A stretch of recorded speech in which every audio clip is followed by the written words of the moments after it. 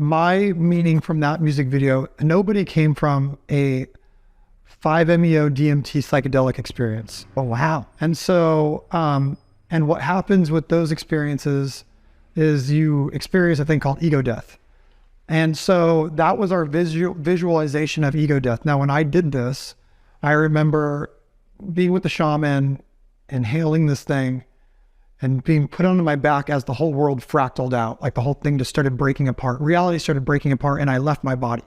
And so I was able to look at my body, and then I tried to get back in my body because I was so scared. Mm-hmm. And then that's when you go further and further and you lose yourself and you forget you're even a human. So that was our representation. We could have done it with a soul leaving, but we thought the representation of skeletons was like a cooler aesthetic. Yeah. But what was happening was, now you'll notice at the end of the video, there's a suicide note. Adieu is yes, farewell. So did he kill himself and he was leaving and that was his death, or was it an ego death? Was he exploring the existence of man and the mundaneness of our lives? If you actually go and see the first scene, he walks outside and there's a family just watching TV, watching their TV as their life goes away. Yeah.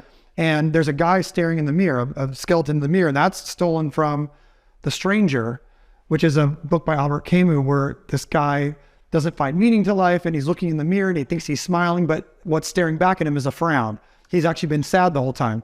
And then you'll notice outside there's a noose, and that comes in play in the song Game Over. So there's all these like Easter eggs. So when you hear Game Over, this guy realizes he never had free will anyways. Yes. And there's a mundane life and he kills himself. But we don't blame him for killing himself because he didn't have free will and it was genetics and it was going to happen anyways. It's like this determinism.